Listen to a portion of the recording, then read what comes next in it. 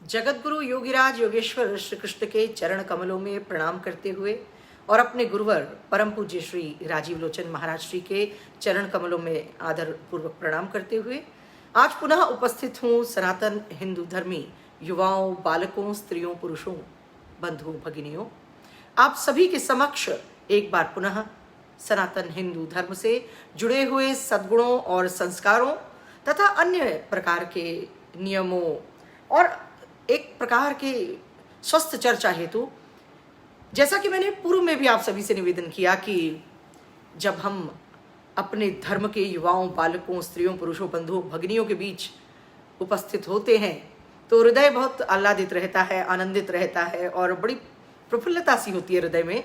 वो इसलिए होती है क्योंकि हम मानते हैं कि हमारे धर्म के जो सुहृदजन हैं वे हमारे स्वजन हैं और इस समय जिस विपदा से, जिस आपदा से संपूर्ण विश्व जूझ रहा है, जिस प्रकार संघर्ष कर रहा है और भारतवर्ष में जिस प्रकार इस वैश्विक महामारी के प्रति हमारी सरकार और हमारे जो चिकित्सक बंधु हैं और जो सेवा शुश्रूषा करने वाली जो हमारी बहनें हैं, जो नर्सेज हैं और जो हमारे पुलिस के अधिकारी हैं, प्रशासन के अधिकारी हैं, दिवार रात्रि जिस प्रकार वे लोग अपना सार्थक परिश्रम कर रहे हैं, हम तो उन्हें धर्म के इस आसन पर बैठकर साधुवाद भी देते हैं और शुभाशीष भी देते हैं कि हम यही मंगल कामना करते हैं, यही शुभकामना करते हैं और यही आपको शुभाशीष प्रदान करते हैं कि आप सभी का मंगल हो, आप सभी का शुभ हो,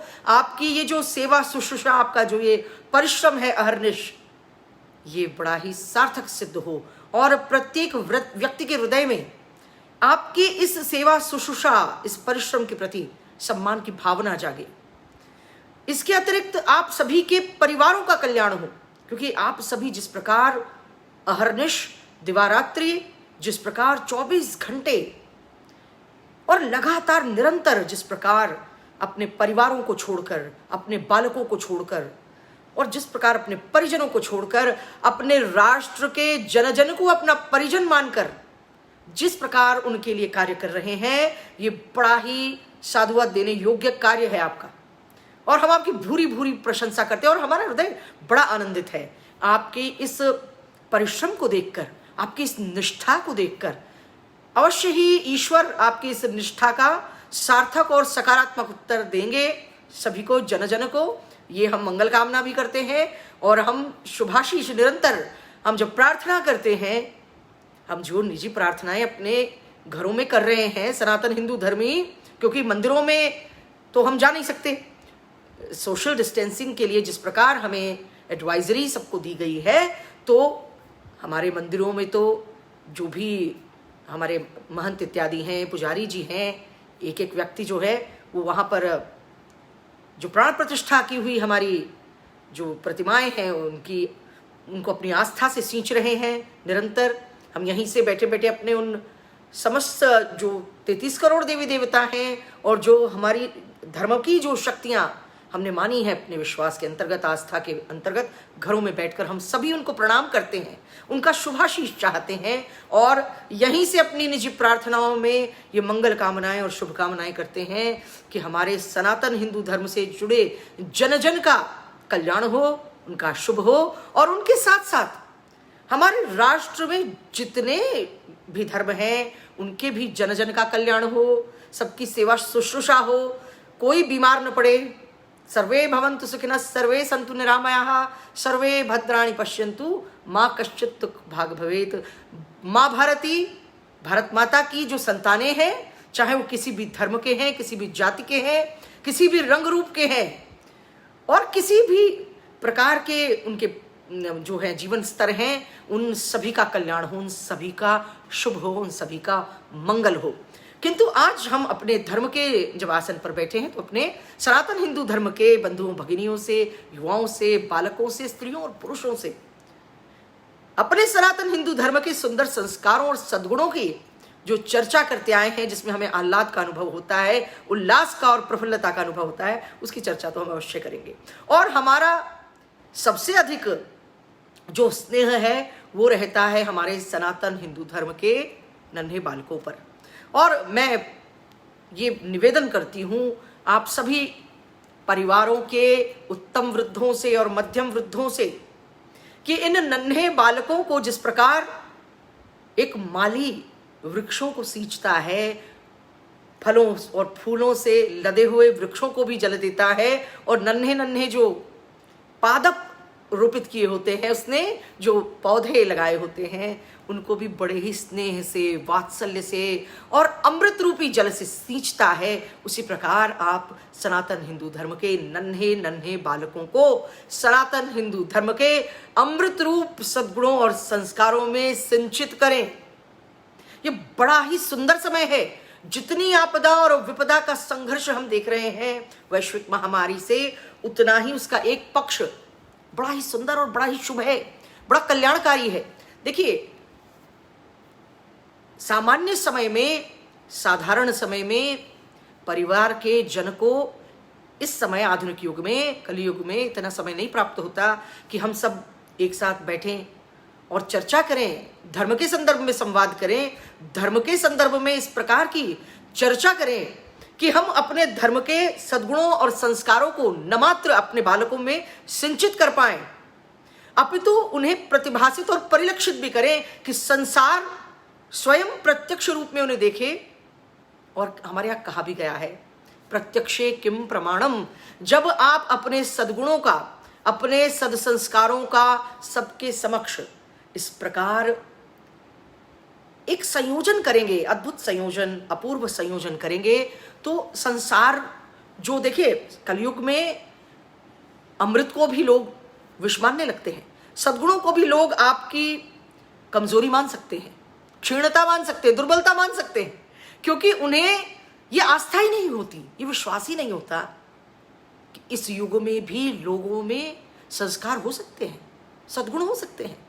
कोई ऐसा व्यक्ति है जो सत्य के लिए अपने प्राण दे सकता है, कोई ऐसा व्यक्ति है जो बड़ी निष्ठा के साथ अपने धर्म के सद्गुणों और संस्कारों का निर्वाह करता हो।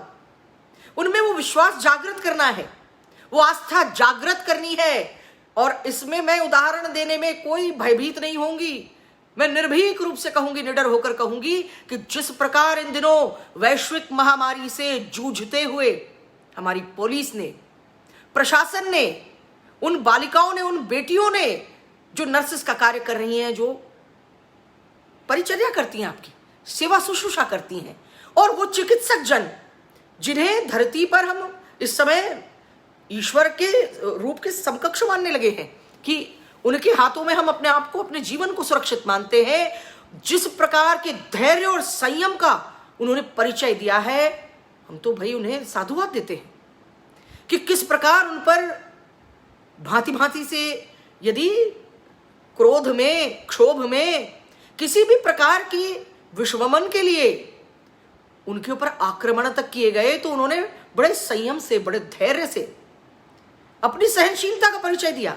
अपने कर्म और कर्तव्य के प्रति जिस प्रकार की निष्ठा का उन्होंने परिचय दिया है, इन्हीं तो संस्कार कहते हैं।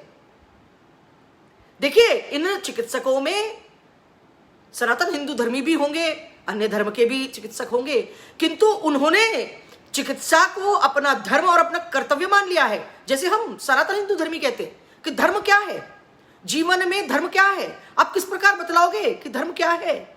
जब ये प्रश्न उठता है तो माथे पर रोली का टीका या चंदन का टीका सजा लेना मात्र, रुद्राक्ष की या अन्य प्रकार की जो धर्म में कही गई हैं, स्फटिक की, अन्य प्रकार की जो मालाएं हैं वो पहन लेना, या फिर संस्कृत में उस प्रकार के मंत्रों का उच्चारण करना, क्या यही धर्म है?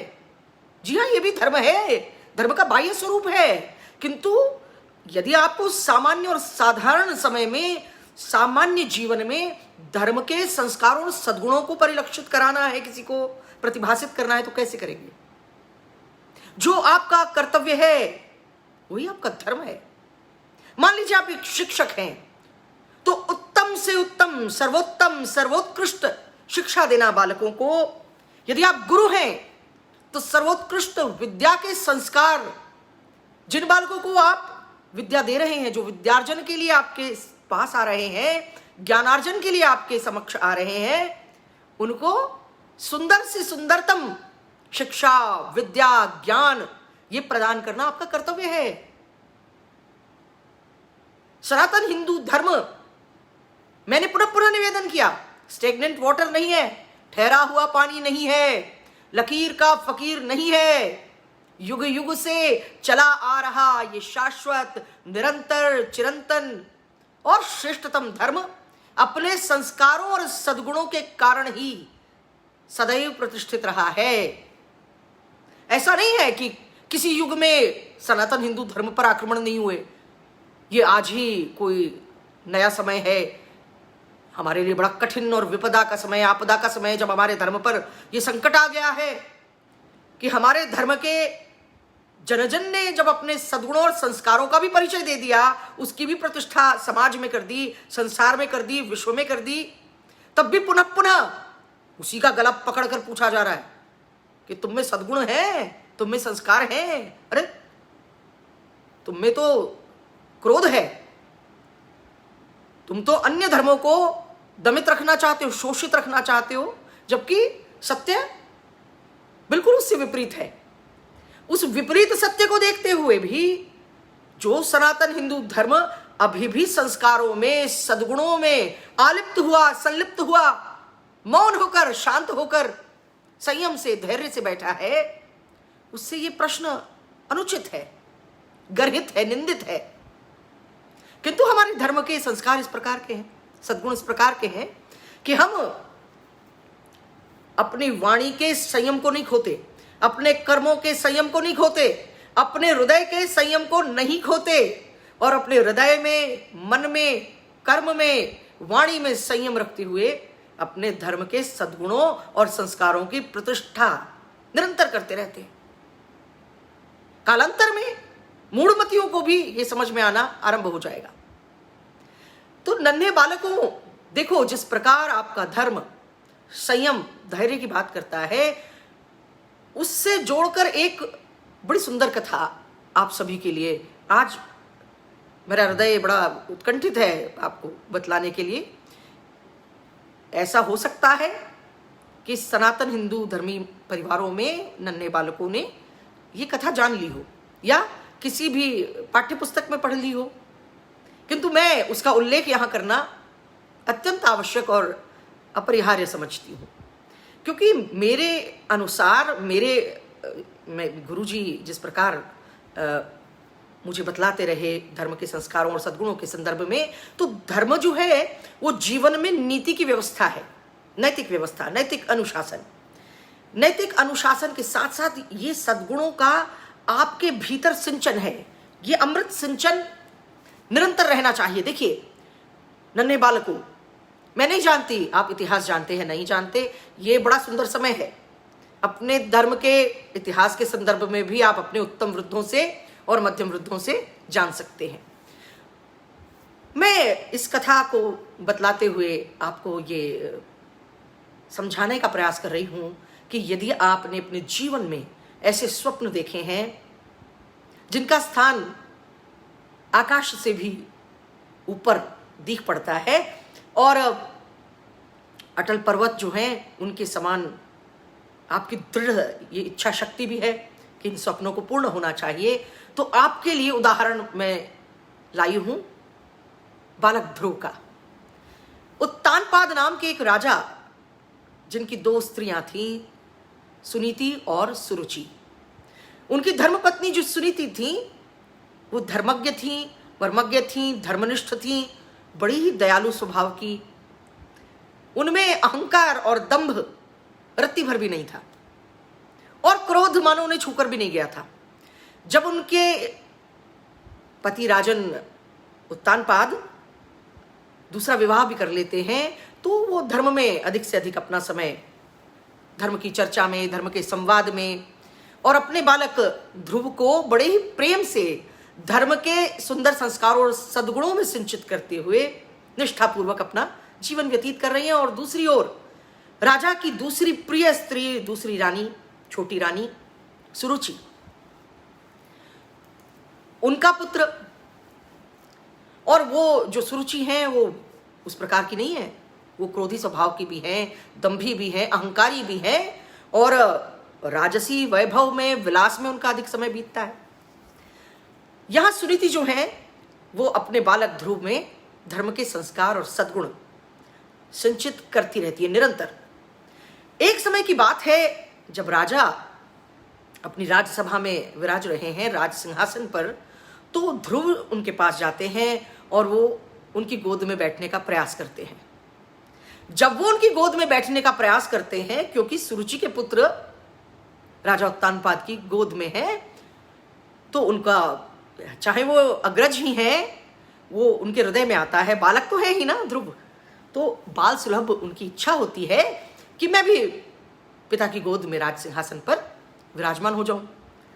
किंतु सुरुचि आती हैं और वो बड़े ही दंभ से और अहंकार से ध्रुव को अपने पिता की, अपने जनक की गोदी से उतारकर अहंकार पूर्वक कहती हैं कि यदि तुम्हें राजन उत्तानपाद की गोद में बैठना था और उनके साथ इस राज सिंहासन पर जब वो विराजमान है तब मेरे पुत्र की भांति बैठना था, तो तुम्हें मेरे गर्भ से जन्म लेना चाहिए था। सुरुचि वो ईर्ष्या में, वैमनस्य में, डाह में ये विस्मृत कर बैठती हैं कि वो राजा उत्तानपाद की दूसरी रानी है। चाहे इस समय वो उनकी अधिक प्रिय है, क्योंकि देखिए कोई भी नवीन हमें विषय या वस्तु या व्यक्ति प्राप्त होता है तो हम उस पर अधिक अपना फोकस रखते हैं, ध्यान केंद्रित करते हैं। तो वो उस प्रकार का शुभ समय चल रहा होगा, कल्याणकारी समय चल रहा होगा, तो वो उस दंभ में आकर, उस अहंकार में आकर, क्योंकि धर्म से उनकी उतनी सन्निधि नहीं थी जितनी सुनीति की थी, तो ये कहती हैं अहंकार पूर्वक एक छोटे नन्हे बालक को कि यदि तुम्हें राज सिंहासन पर विराजमान राजन उत्तानपाद की गोद में बैठना था तो मेरे गर्भ से जन्म लेना चाहिए था। मेरा पुत्र बनकर यदि तुम उत्पन्न होते, संसार में उपस्थित होते, तो तुम्हें यह सुअवसर अवश्य प्रदान होता, किंतु तुम मेरे पुत्र नहीं हो, इसलिए तुम्हें कोई अधिकार नहीं। यूं देखिए धर्म की परंपरा है कि राजा का जो सबसे बड़ा पुत्र है, ज्येष्ठ पुत्र है, राजगद्दी उसको, राज सिंहासन उसको दिया जाता था, तो वो परंपरा को भी विस्मृत कर बैठती हैं। अहंकार और दंभ ऐसे ही होते हैं। अकारण विलास में, वैभव में उनको ये दंभ आ जाता है, वो परंपराएं भी भूल जाती हैं, राजसी परंपराएं। धार्मिक परंपरा से तो उनकी सन्निधि नहीं है, तो अहंकार पूर्वक, दंभ पूर्वक वो बालक ध्रुव को इस प्रकार के कठोर शब्द कहकर उसके कोमल हृदय को प्रताड़ित करती हैं, व्याघात पहुंचाती हैं, आघात पहुंचाती हैं, और उन्हें लज्जा भी नहीं आती। राजन उत्तानपाद वो तो फिर अपनी छोटी रानी के प्रेम में इतने संलिप्त हैं, आलिप्त हैं, मोह से इतने ग्रस्त हैं कि वो अपने ज्येष्ठ पुत्र के लिए ये कहने का भी प्रयास नहीं करते कि तुम ये जो कर्म कर रही हो ये अनुचित है, अनैतिक है। न मात्र इस राज सिंहासन पर इसका प्रथम अधिकार है, अब तो मेरी गोद पर भी प्रथम अधिकार मेरे ज्येष्ठ पुत्र का है, और जब मैं दोनों पुत्रों को अपने गोद में लेने योग्य हूं, ये संभव है, तो तुम इतने कठोर वचन कहकर इस बालक के निर्मल हृदय पर व्याघात क्यों कर रही हो, आघात क्यों कर रही हो? वो मौन रह जाते हैं। हम कहते हैं कि धर्म में जो शिक्षित हुआ व्यक्ति है, धर्म की नैतिकता में संचित हुआ जो व्यक्ति है, जब समय पड़ा और वो अपने धर्म के सद्गुण और संस्कार भूल गया, तो फिर उसके धर्म की मर्म जानने की वो जो निष्ठा है उसका कोई अर्थ ही नहीं रह जाता, अर्थहीन हो जाती है वो। जब आप उस मर्म को क्रियाहीन की भांति करने में अक्षम हो गए तो वो अर्थहीन ही हो गया, क्रियाहीन हो गया, तो धर्म आपके लिए जो मर्म आपने जाना धर्म का वो अर्थहीन हो गया। बालक ध्रुव रोता हुआ अपनी माता के पास जाता है, सुनीति के पास जाता है, और वो धर्मनिष्ठ स्त्री, उसमें कोई दंभ नहीं कि मैं तो प्रथम आई हुई रानी हूं और धर्म की परंपरा और राजसी परंपरा के अनुसार मेरा बालक जो है वो कदाचित आने वाले समय में, कालांतर में अपने अधिकार को प्राप्त कर ही लेगा, जब वो बालक अपने हृदय पर उस आघात और व्याघात को लेकर अश्रुपात करता हुआ मां को ये बतलाता है कि मां, छोटी मां ने मुझे इस प्रकार के शब्द कहे हैं, कठोर शब्द। तो देखिए, धर्म का मर्म जानने वाली मां का आचरण कैसा है कि वो सदाचरण करने वाली महिला सुनीति धर्म से सन्निधि के कारण अपने बालक के रोदन को शांत करती हुई कहती हैं, छोटी मां ने कहा और तुम्हें इसका बुरा नहीं लगना चाहिए। और उन्होंने उचित कहा, उसका स्थान है ये, तुम्हारे छोटे भाई का, अनुज का वो स्थान है, वो गोद, वो राज सिंहासन। तो उसका मां, मेरा स्थान कौन सा है? तो मां ने जो प्रेरणा दी धर्म की अपने बालक को, ये कहा कि तुम आज उस गोद के लिए और उस राज सिंहासन के लिए इतने दुखी और व्यथित हो रहे हो, इतना क्लेश तुम्हें हो रहा है। देखो, तुम ईश्वर का नाम जपन और नाम स्मरण करो निरंतर, और तुम्हें ऐसी गोद और ऐसा स्थान मिलेगा जो अटल होगा, जो सदैव रहेगा, शाश्वत रहेगा, चिरंतन रहेगा, निरंतर रहेगा। एक सनातन हिंदू धर्मी मां जो धर्म की मर्मज्ञ है, वो बालक के हृदय में सही संस्कार और सही सद्गुण सही समय पर स्मरण कराने का प्रयास करती है। और बालक ध्रुव देखिए, निरंतर तप में लीन हो जाता है, और तप में लीन होकर जब देवर्षि नारद समुपस्थित होते हैं कि बालक इतनी कठोर तपस्या कर रहा है, ये ऊष्मा भी सह रहा है, ये शीत भी सह रहा है, ये हर प्रकार की जो आदि व्याधि है उसको एक ऐसे योगी की भांति, एक ऋषि मुनि की भांति धैर्य से और संयम से सहन करता हुआ ये किस प्रकार की कठोर तपस्या कर रहा है। ये तो देवराज इंद्र का सिंहासन भी हिला देगा। ये क्या, इसकी इच्छा क्या है? तो उपस्थित होकर बालक से प्रश्न करते हैं कि बालक ध्रुव, ये क्या कर रहे हो? तुम तो बड़े नन्हे बालक हो, अपनी इच्छाएं बतलाओ, क्या है तुम्हारे हृदय में, लाओ हम तुम्हारी इच्छाएं पूरी करते हैं। किंतु ये मनोयोग से तुम ये जो तप कर रहे हो, ये तप ये तुम्हारे वयस के अनुकूल नहीं है। किंतु बालक ध्रुव तनिक भर भी नहीं डिगता अपने संकल्प से, अपने शुभ संकल्प से, अपने शिव संकल्प से, क्योंकि अब उसे वो स्थान चाहिए जो अटल हो, जो शाश्वत हो, जो कभी भी उससे छीना न जा सके, जो निरंतर उसको प्राप्त हो, जो प्रतिष्ठा हो वो सदैव रहने वाली हो, अविचल हो। और वो अविचल, अटल, पुनः पुनः जब देवर्षि नारद समुपस्थित होते हैं और प्रश्न करते हैं, भाई तुम्हारी क्या कामना है, क्या इच्छाएं हैं, क्या मनोरथ है, क्या चाहते हो, लाओ तुम्हारी इच्छा पूरी कर दे। वो बालक कहता है, मैं वो स्थान प्राप्त करना चाहता हूं जो अटल है, अचल है, कभी समाप्त नहीं होने वाला, शाश्वत है। ऐसी प्रतिष्ठा, वो गोद मुझे चाहिए।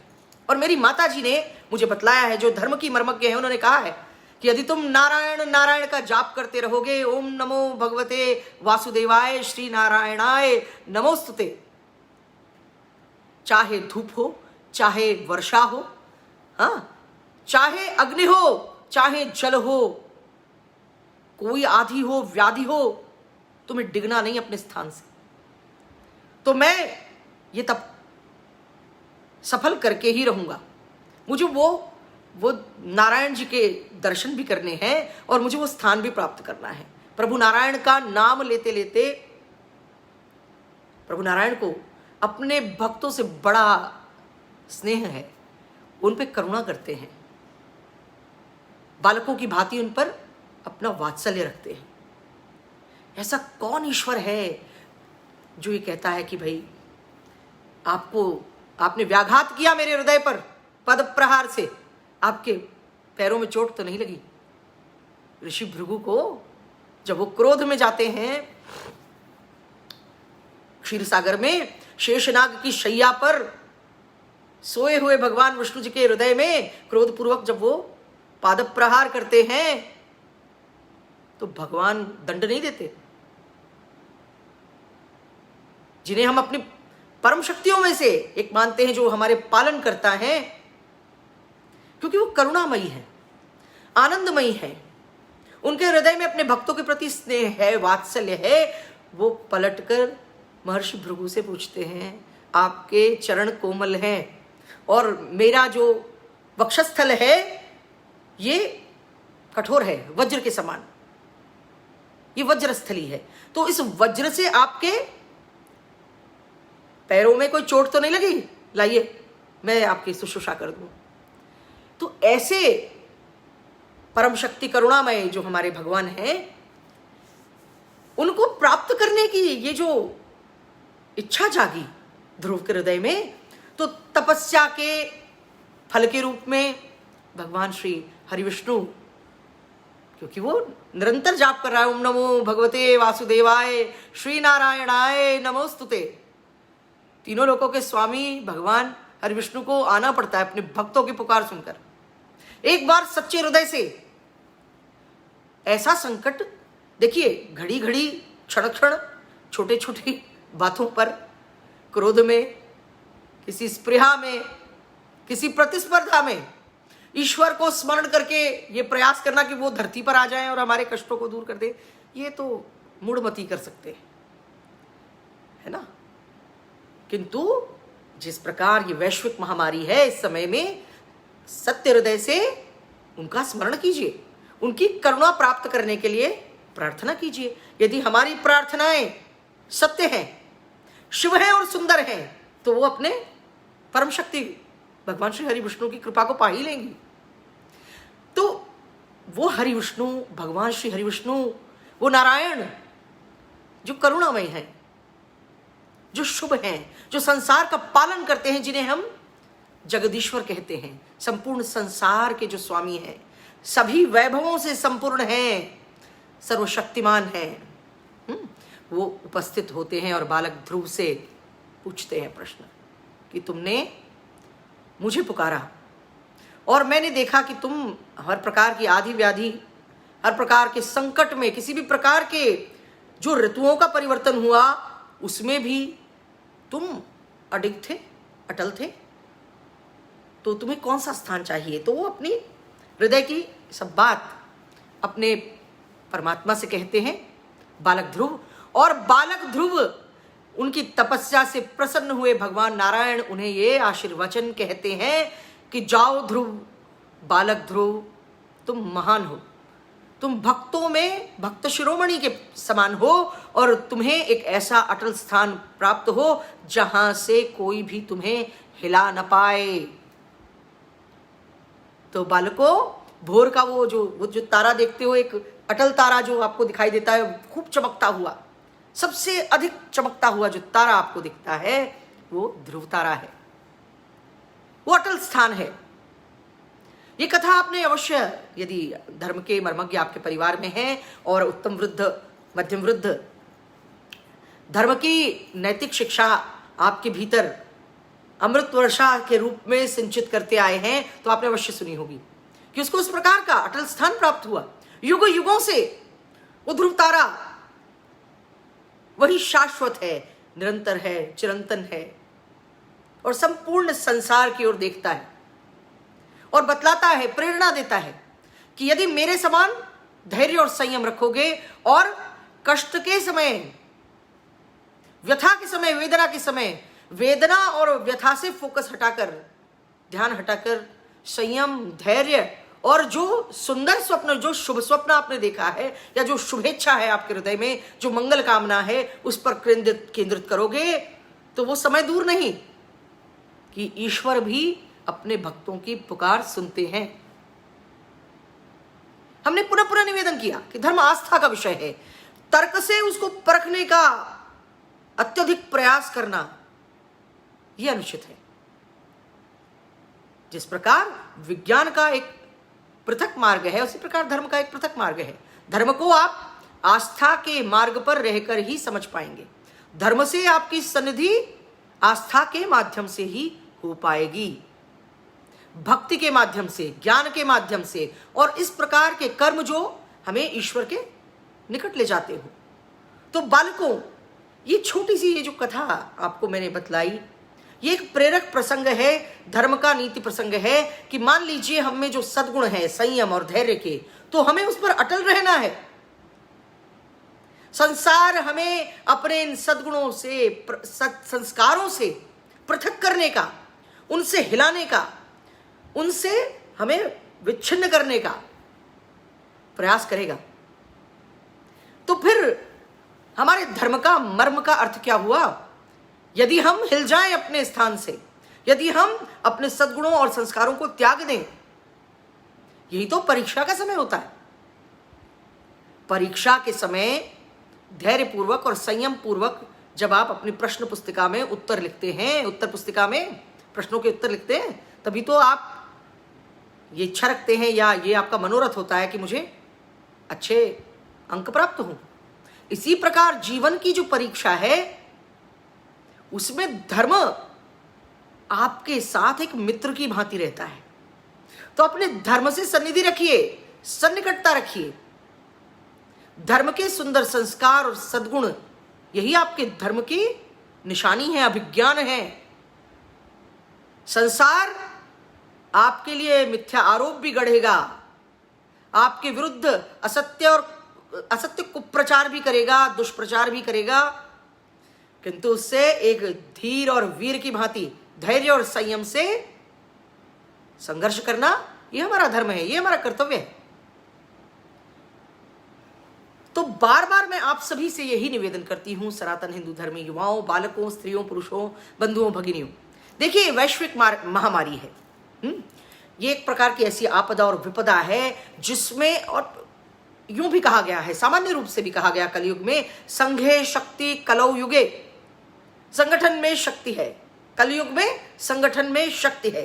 तो सनातन हिंदू धर्म के लिए संगठन में शक्ति है। इसका अर्थ ये होता है कि यदि हम संगठित होकर अपने स्वरूप को ये पहचान लें कि हम सच्चित और आनंद स्वरूप हैं, तो धैर्य और संयम से इस वैश्विक महामारी, वैश्विक आपदा और विपदा से जूझ पाएंगे।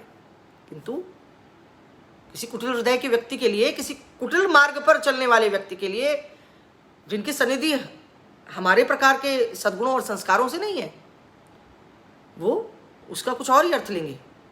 बड़े ही दुख के साथ मैं यहाँ पर पुनः निर्भीक होकर कहना चाहती हूँ कि संघे शक्ति कलौ युगे का कुछ परधर्मों और विधर्मों के लिए अर्थ कुछ और अनुचित ही है, अनैतिक है।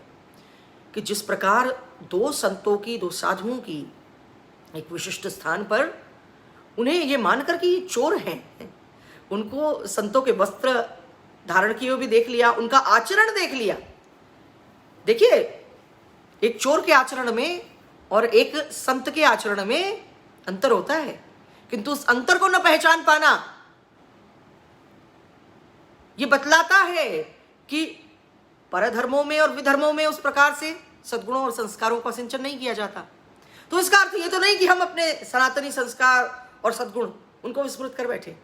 तो मैं करबद्ध निवेदन करती हूं और परमपिता परमात्मा से प्रार्थना करती हूं कि जिन संत जन को इस प्रकार जनसमूह बनाकर अकारण, अकाल, असमय मृत्यु का ग्रास बना दिया गया, उनकी आत्मा को परम शांति प्राप्त हो, उनकी आत्मा को परम शांति प्राप्त हो। क्योंकि ये एक पाप हुआ है, ये एक अपराध भी है, एक पाप भी है। देखिए,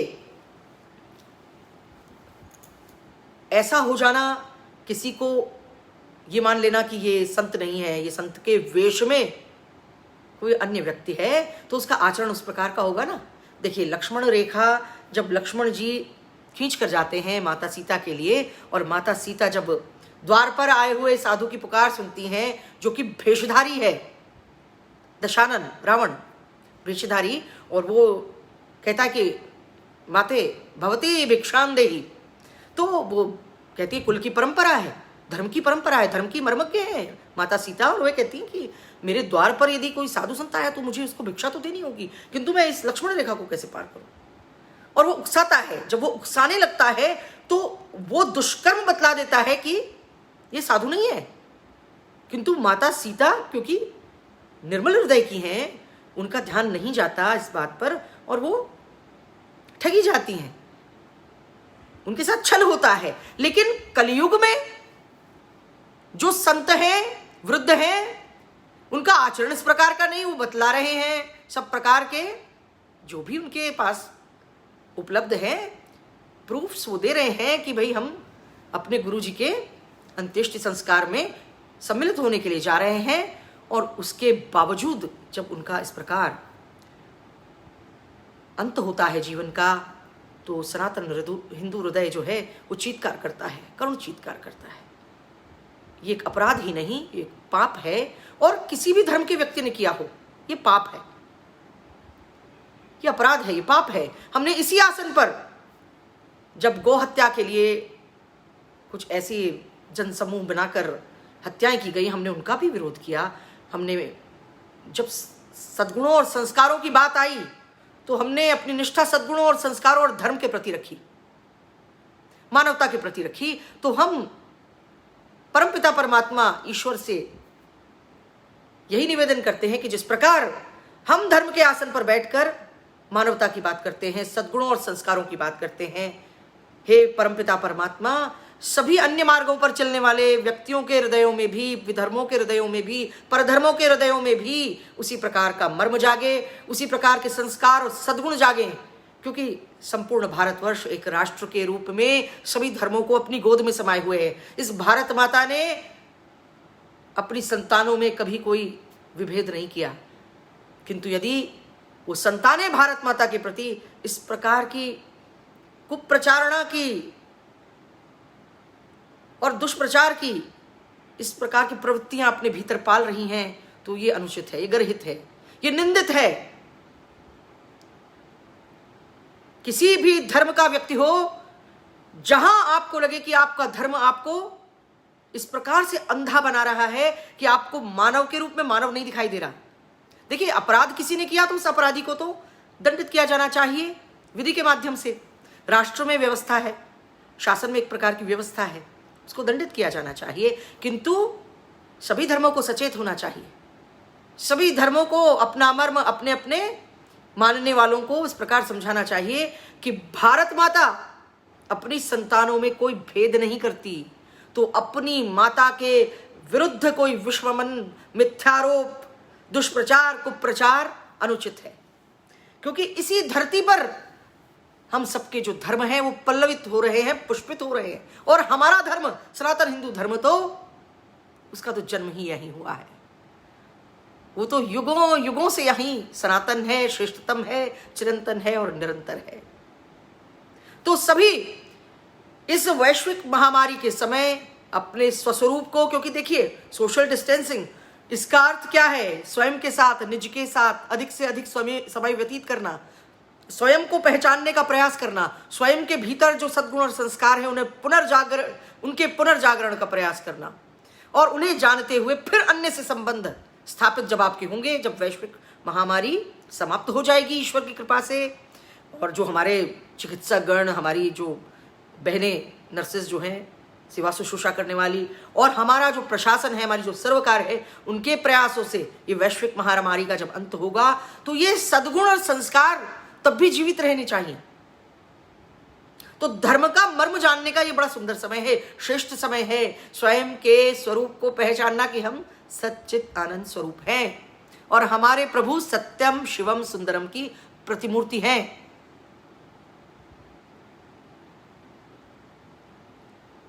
तो सत यानी ये निश्चित कर लीजिए कि आपका जो शरीर जो नश्वर है, उसके पश्चात भी एक ऐसा तत्व है आत्मा, जो सदैव जीवित रहने वाला है। उस आत्मा के लिए धर्म का मर्म जानिए, उस आत्म तत्व के लिए स्वयं को पहचानिए, आत्मना विजानिए, अपने आप को पहचानिए, उस आत्म तत्व को आनंदित कीजिए, आनंदित रहिए। आनंदित व्यक्ति से कष्ट, क्लेश, व्यथा, वेदना दूर भागते हैं, और आपकी संतानों को श्रीमद् भगवत पुराण जो सुनते हैं, जो कहते हैं, वो जानते हैं कि अपनी संतानों को गोकर्ण जी जैसा बनाइए, धुंधकारी जैसा मत बनाइए। कभी भविष्य में उनकी चर्चा पुनः करूंगी। पूर्व में मैंने उनकी चर्चा की है कि आपकी संतानें गोकर्ण जी जैसी हो, धर्मनिष्ठ, क्षमा करने वाली, क्षमाशील, धीरजवान, संयम युक्त, विचारवान, करुणा हो, जिनके हृदय में स्नेह हो, दया की भावना हो।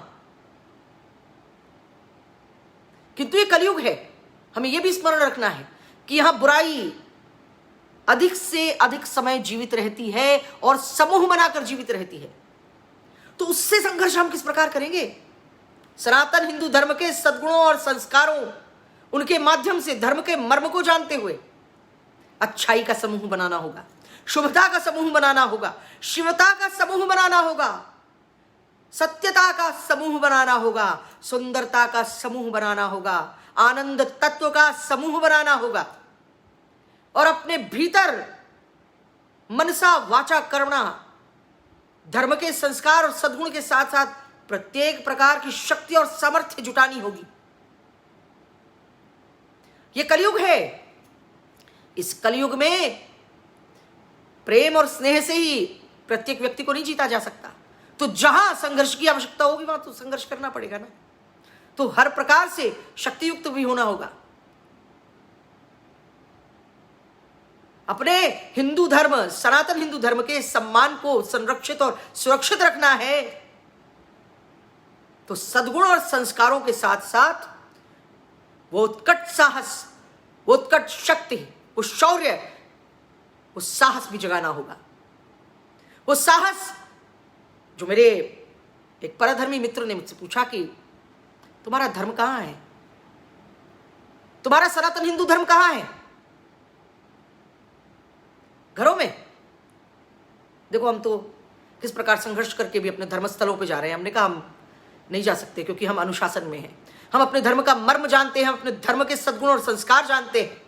हम जानते हैं कि हमारे आत्म तत्व में परमात्म तत्व का जो अंश है वो सदैव हमारे साथ है। उसके लिए हमें कहीं भागने की आवश्यकता नहीं, कहीं जाने की आवश्यकता नहीं, कहीं जनसमूह बनाकर या जनसम्मर्द विभीषिका बनाने की आवश्यकता नहीं। और अपने प्रशासन को, अपने उन भाई बहनों को जो हमारी सेवा शुश्रूषा कर रहे हैं, उनके कार्य में किसी भी प्रकार का विघ्न पैदा करने की आवश्यकता नहीं। और मित्र तुम पूछते हो सनातन कहां है?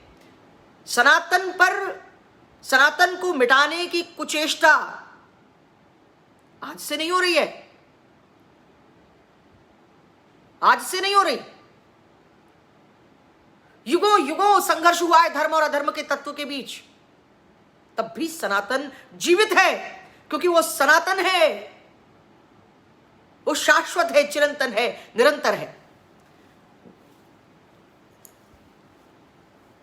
आकाश में घुला है सनातन, जलनिधि में घुला है सनातन, अग्नि में घुला है सनातन, इस भारत माता की मिट्टी में घुला है सनातन, अग्नि में घुला है सनातन, इन पंच तत्वों में घुला है सनातन।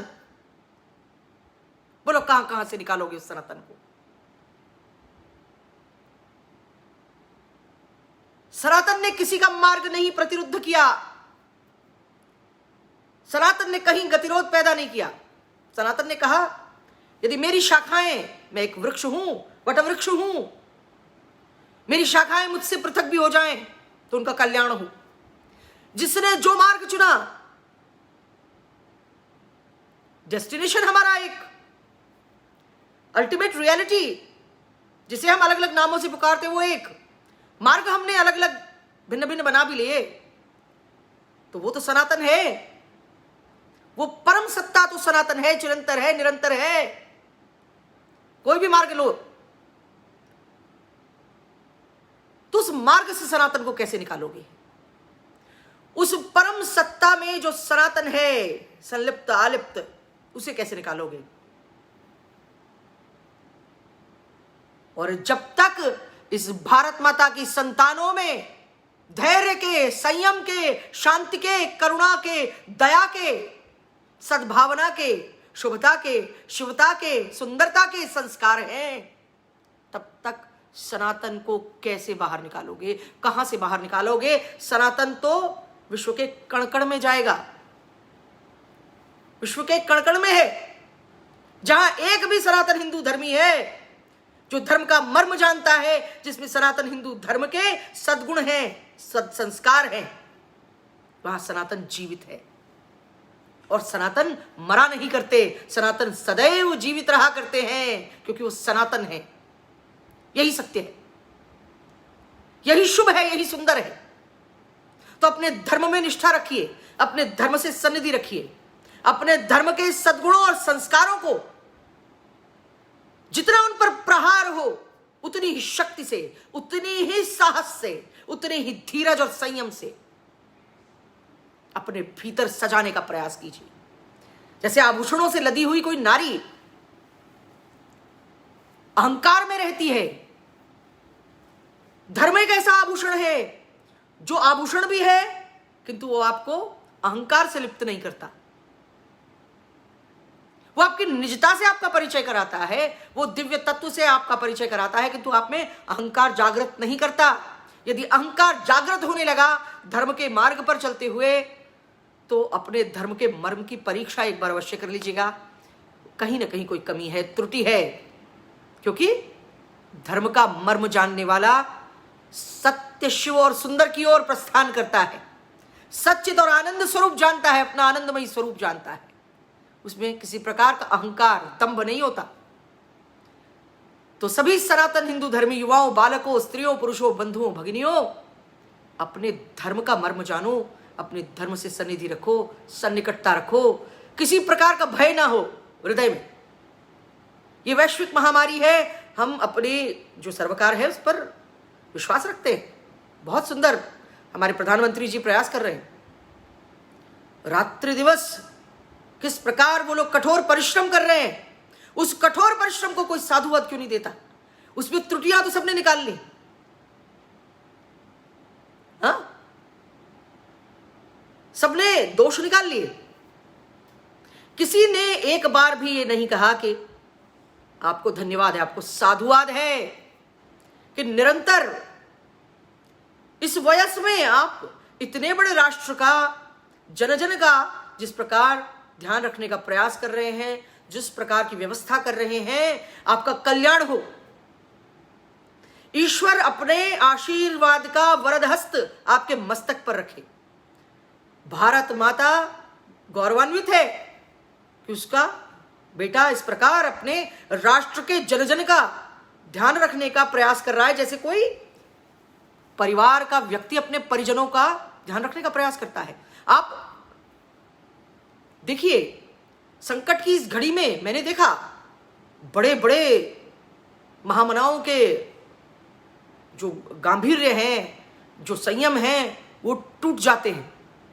लेकिन इस राष्ट्र का ये जो सपूत है वो इस प्रकार से कार्य करने की चेष्टा कर रहा है कि हर व्यक्ति को न सिर्फ केयर मिले, खाना मिले, भोजन की व्यवस्था करना, उनके रहने की व्यवस्था करना, उनकी सेवा शुश्रूषा की व्यवस्था करना, चिकित्सा की व्यवस्था करना। दूर बैठकर भाई हम तो उसमें से दोषी निकाल सकते हैं, लेकिन जो अच्छे संस्कारों के व्यक्ति हैं, अच्छे गुणों के व्यक्ति हैं, वो कर्मठ व्यक्ति के परिश्रम की, देखिए कोई भी व्यक्ति पूरी तरह से 100% निष्णात हो, कुशल हो, ये तो संस्कृति में संभव ही नहीं है। किंतु व्यक्ति अपनी सीमाओं से आगे जाकर, बियॉन्ड द लिमिट्स जाकर और सुंदर प्रयास करे, कठोर परिश्रम करे। यदि उसको हम साधुवाद न दें तो कम से कम कठोर वचन भी न कहें।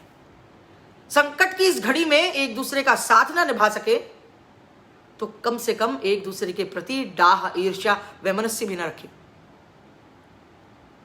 हमारे पास दो मार्ग हैं, या तो हम छिद्रान्वेषण करते रहें और प्रयास करें, हाँ आपने चिकित्सा तो की, आपने सेवा तो की, किंतु इसमें एक कमी रह गई। और एक होता है कि देखिए ये छोटी सी एक त्रुटि रह गई, आपने बहुत सुंदर सेवा शुश्रूषा की, बड़ा सुंदर परिश्रम किया। बालकों का उत्साह भी जब हम बढ़ाते हैं, युवाओं का उत्साह भी जब हम बढ़ाते हैं, तो इस प्रकार बढ़ाया जाता है। उनको निरंतर यदि हम नीचा गिराने की चेष्टा करते रहेंगे तो उन्हें प्रेरणा कौन देगा? उनमें सद्गुणों और संस्कारों का सिंचन करने के पश्चात यदि वे अपने मार्ग से कहीं भी त्रुटि करके अधोपतन उनका होता है तो हम स्वयं को तो दोष नहीं देते।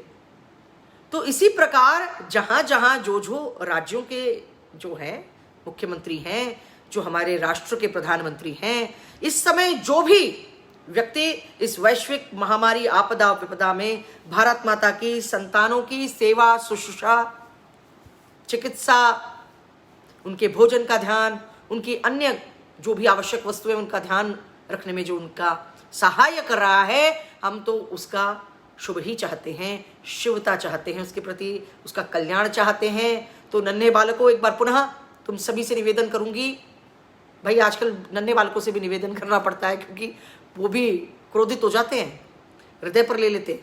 उनको यदि कहा जाए कि देखो धर्म का मर्म जानो, चलो पढ़ाई कर लो, अनुशासन में अधिक रखो, तो बालकों मेरा आदेश भी है और मेरा निवेदन भी है तुमसे कि अभी तुम जब घर में हो, क्योंकि देखिए जो ये लॉकडाउन किया गया है, ये इसकी अब तीसरी कड़ी में हम हैं और ईश्वर की कृपा से इस वैश्विक महामारी आपदा विपदा से भी हम विजित होकर ही बाहर लौटेंगे। तो अब जो ये थोड़ा समय बाकी है ना, उसमें परिश्रम करो, धर्म की नीति कथाएं अपने जीवन में अनुशासन और सद्गुणों और संस्कारों को सुसज्जित करने के लिए अपने जीवन को, जिस प्रकार आभूषणों को धारण करके हम प्रसन्न होते हैं, उस प्रकार अपने जीवन को धर्म के इन नीति के और सद्गुणों के आभूषणों से सुसज्जित कर लो कि जहां तुम जाओ वहां सभी गर्व से कहें, अरे ये तो सनातन हिंदू धर्मी है। जहां रहो वहां तुम्हारे सद्गुणों और संस्कारों की सुरभि आए और गर्व से सिर्फ कहो ही मत, गर्व से निरंतर शाश्वत परंपरा के रूप में प्रवाहमान रहो। तुम सभी का शुभ हो, कल्याण हो बालकों, और आप सभी का युवाओं, बालकों, स्त्रियों, पुरुषों, बंधुओं, भगिनियों, सनातन हिंदू धर्मी स्वजनों, आप सभी का शुभ हो, आप सभी का कल्याण हो, आप सभी का शर्मद हो। यही मनोकामना, यही शुभकामना, मंगल कामना करते हुए आप सभी से विदा लेती हूँ, कहते हुए जगत गुरु योगीराज योगेश्वर श्री कृष्ण के चरण कमलों में प्रणाम और अपने गुरुवर परम पूज्य श्री राजीव लोचन महाराज श्री के चरण कमलों में प्रणाम। शुभमस्तु, शुभमस्तु, शुभमस्तु।